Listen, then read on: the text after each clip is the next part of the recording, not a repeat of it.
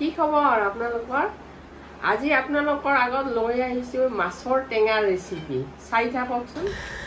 এয়া লৈছোঁ মাছ, সৰিয়হ, নহৰু, জিৰা গুড়ি, নিমখ, হালধি, জলকীয়া আৰু নেমু ৰস।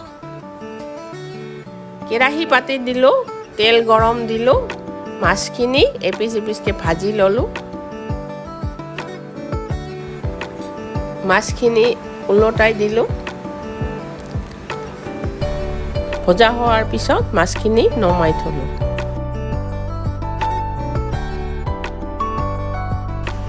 এতিয়া সেই তেলতে দিলোঁ সৰিয়হ, নহৰু, জলকীয়া দি অকণমান ভাজি লৈ পানী দিলোঁ।